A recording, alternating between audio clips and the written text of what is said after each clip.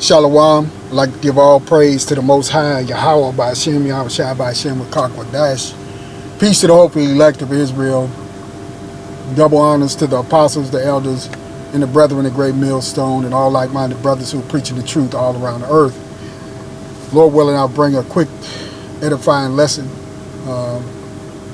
concerning the procedure of the circumcision for those brothers who have not had that procedure done. Of course, there are countless GMS videos on it. However, I'm just gonna, if at all possible, add to it. Okay, we know, the brotherhood, is something that is a law, and something that, if at all possible, we're able to do it. You should do it. Okay. Lord willing, I'll get into a couple of specifics, and Lord willing, this will be helpful and comforting to those brothers who have not had the procedure done yet. Okay, I'm going to start off with a scripture. I'm going to read Exodus 12. Okay, I'm going to start at verse 41. And it came to pass at the end, let me turn this off. Salakia. Exodus 12:41. And it came to pass at the end of the 430 years, even the selfsame day, it came to pass that all the hosts of the Lord Yahweh went out from the land of Egypt. It is a night to be much observed unto the Lord for bringing them out from the land of Egypt. This is the night of the Lord to be observed of all the children of Israel in their generations. And the Lord said unto Moses and Aaron, this is the ordinance of the Passover. There shall no stranger eat thereof. But every man's servant that is bought for money, Shalakia, when thou hast circumcised him, then shall he eat thereof. A foreigner and an hired servant shall not eat thereof. In one house shall it be eaten. Thou shalt not carry forth out of the flesh abroad out of the house, neither shall ye break a bone thereof. Okay, and verse 47, all the congregation of Israel shall keep it. Verse 48, and when a stranger shall sojourn with thee, and will keep the Passover to the Lord, let all his males be circumcised, and then let him come near and keep it, and he shall be as one that is born in the land, for no uncircumcised person shall eat thereof. So in order to keep the Passover, I know, sometimes brothers, kind of get low, for not having the procedure already done. But, be encouraged, okay, just pray and ask the Lord, Yahweh Hashem Yahweh Shai, he will find a way for you to get it done. We know that the law doesn't save us, and we rehearse the righteous acts. However, if you're in a position where you can get it done, then you should. Now, it kind of goes into different categories with certain brothers. Some brothers are out here in the world, we still working. We got a slave job, and we have healthcare benefits. You got vacation time, you got sick time, and then there's a situation where you got a brother who may be not working, but you got a wife and she's got you covered. In any event, the way and then there may be some brothers who don't know really how to go about getting it done. Okay, so there's different categories for different people. Okay, so my experience with it is such. Okay, if you're a working man and you have health care insurance on your job, and you have a family, let's say, and your family, and with every insurance policy there's a deductible. Okay, if your family, your children, your wife, and going to the doctor, here we are in June, and the deductible is met, then you don't have to pay a deductible if you arrange to get your procedure done. Okay, you go to your family doctor and make your regular family visit if you do such a thing, and then you tell your doctor that that's something that you want to have done, and ask him for a referral to send you to a urologist. Okay, your doctor will write out a referral, or he will immediately contact the urologist center wherever you may live, and then arrange for you to have a consultation with the surgeon. Okay, and you just tell them, well, it's just something you don't have to tell them why you're doing it. You know, if they ask you anything, you just say it's just something that I've been thinking about and I'm ready to do it. Just leave it at that. Okay, so that's how you get that set up. The surgery in and of itself is not that long. Total of maybe, I think, like an hour and a half. The surgery itself maybe 30 minutes, and then you have an hour to recoup from the anesthesia. I know that there's a fear, you know, for some brothers, you know, that they fear the pain, they fear the blood, or whatever the case may be. Will there be blood and will there be pain? Yeah, there will be. But you can overcome it through prayer. You know, just keep praying, and the Lord is going to minimize that pain for you, you know. But it's still something that you should get done. Okay. What do I want to say? What else do I want to say about that? Oh, well, you know, they're going to put you under the anesthesia. They're going to give you what's called nerve block.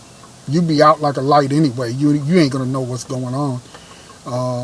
They give you shots of nerve block down there so that you can't feel it. They make their incision, or they do their cutting, and they do their stitching, and next thing you know, they waking you up. Okay. When you go home, yeah, you got to dress your dress and change the dressings on it daily. But you know, they prescribe pain medicine, and I just tell you from my perspective, no, I mean, you know, you could try to take the pain medicine, or you can live with the pain, you know. And as a personal testimony, I lived with the pain, you know, and it wasn't unbearable. You know, you just had to watch yourself. You don't bump into anything, or, you know, what have you. So I'm telling you this, you know, it's not something that you want to tell everybody, but, you know, for the brotherhood's sake, you know, because somebody may have questions about it, of how to actually go about doing it and what the experience was actually like.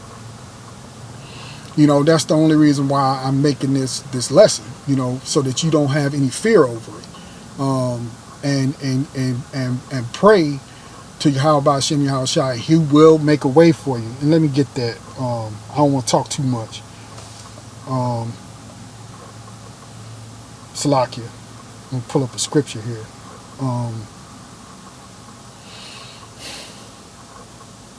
And you know, it's something that you want done, and the scriptures tell us. Like if you look at Hebrews 4:16, let us therefore come boldly unto the throne of grace, that we may obtain mercy and find grace to help in time of need. You know, so if your need is to really, you know, to get this done, and you know you don't have the money, or you think that you don't have the money, or you don't know a doctor, or you don't know a way to go about doing it, I'm giving you a way to do it. You know, if it's possible for you. You go see your family doctor, let your family doctor give you a referral to a urologist, and then you have a consultation with the urologist, and they'll set it up for you. And, you know, you go ahead and do it. Okay? And don't let fear stop you, you know, from doing it, because you think that, you know, you won't be able to bear the pain of it. You know, you will. And, you know, just to say that, yeah, okay, well, if we read Corinthians, let me see, Salakia. Let's go to, because the brothers, y'all know what, you know, the scriptures, 1 Corinthians 7, right? And we go into 1 Corinthians 7, and I'll just pull out a little bit of it, you know, 7 and 18. Is any man called being circumcised? Let him not become uncircumcised. Is any called in uncircumcision? Let him not be circumcised. Of course, we're talking about the mind, but also in some of this is also referring, you know, in the flesh, because there was a real big rift between the Jews. You know, Paul was really geared towards the Gentiles, the strangers coming back, and Peter was more dealing with the so-called Jews of the circumcision. Okay, let every man abide in the same calling wherein he was called. Art thou called being a servant? Care not for it, but if thou mayest be made free, use it rather. For he that is called in the Lord being a servant is the Lord's freeman. Likewise also he that is called being free is Hamashiach's servant. Okay, I'm not gonna go all the way into it, but like I said, you know what the scriptures are referring to, because we're justified through faith and not the law, but still it is one thing that we need to do, and it's something that you need to do in order to partake into the Passover meal. So you still need to do it if it is possible for you to do so. And like I said, don't let fear be what keeps you from doing it. I know that's in Titus. Salakia. Let me see if I can get to it so I can just read it. All right.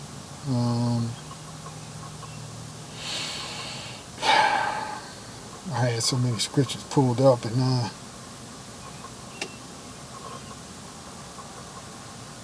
we make our petitions to the Lord for what we need, man, what we desire. We have a desire to have, these brothers have a desire to get it done. Petition the Lord for it, okay? And he'll see to it, okay?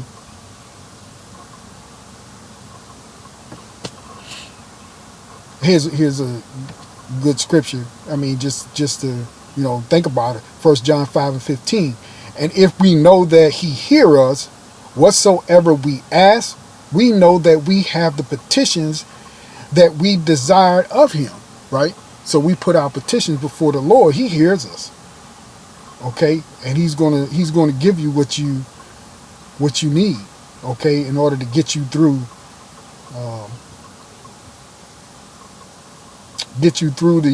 the apprehension that you may have about having it done, okay?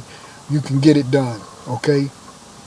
I was going to also touch on, if a brother is not working but your wife got you covered, it's the same thing. It's no different than when you have a child, a baby boy, and they ask the mother, what do you want them circumcised, and the insurance has to cover it the same way. It's what's called an elected procedure, okay? And that differs from, let's just say, somebody has a heart issue, they find out they have a heart issue and have to rush them into surgery. That's a non-elected, okay? But something that you choose to have obviously is elected. Salakia never fails. So, but your insurance company, so long as your deductible is paid, you come out of pocket maybe a couple $100, to have it done, okay? If that's doable for you, get it done as soon as you can, okay? Now, of course, we don't know when the Lord shall return, but for me, it's like, man, as the scripture goes, I'm paraphrasing it, enter into your secret chambers and close the door, shut the door.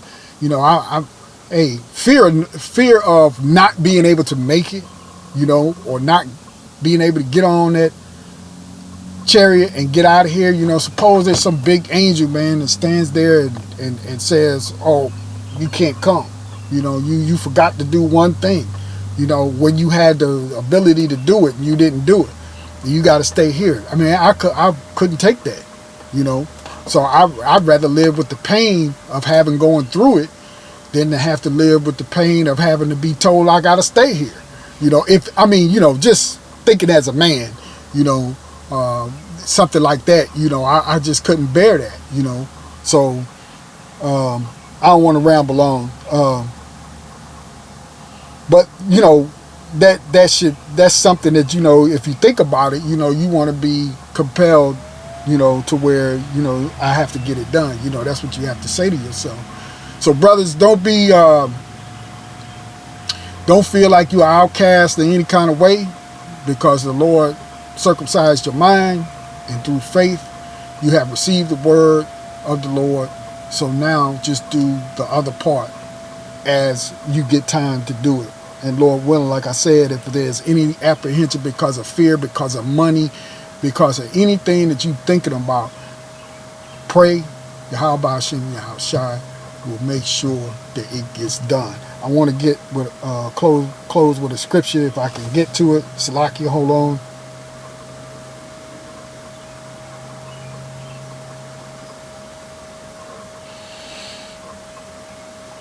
Because I don't want this to be real long to talk about this subject. I know, like I said, it's a touchy subject, you know, for some of the brothers out there.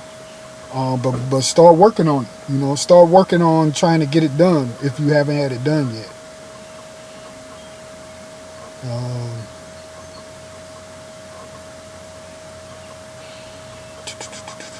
What did I have?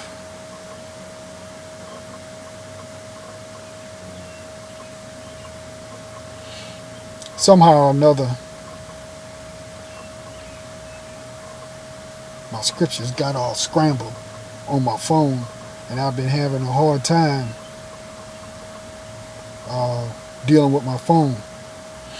Okay, 2 Timothy 1:7, and it says, "For the Most High hath not given us the spirit of fear, but of power and of love and of a sound mind." So, you know, we don't have that spirit of fear. You know, there's nothing for us to fear. You know, you pray, and the Lord will get you through that, man. Will get you whatever it is that you need. You know.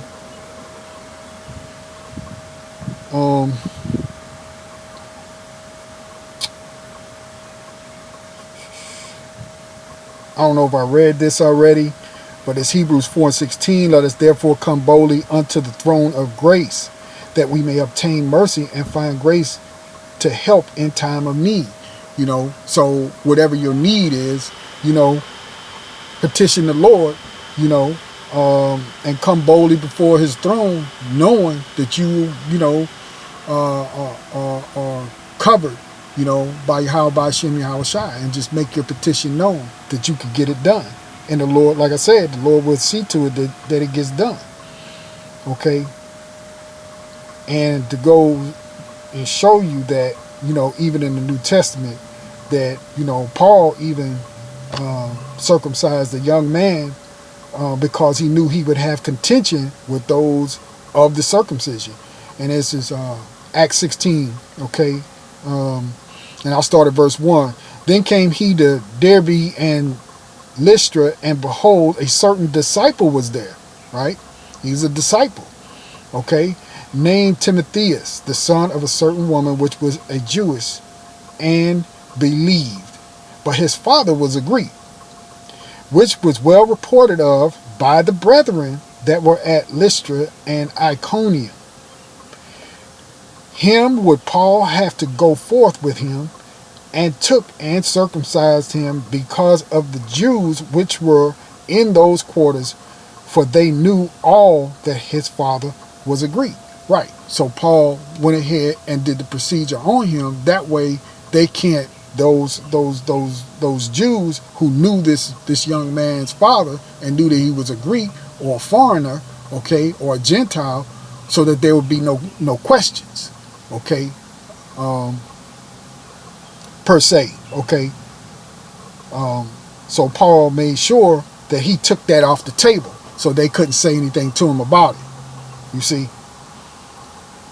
So anyway, man, I just wanted to hit that real quick. You know, like I said, there's plenty of GMS videos out there. You know, brothers did on the procedure of circumcision. You know, this is just, you know, the Lord wanted me to go ahead and do this. You know, because I've gone through the procedure, so I could tell you what it's like.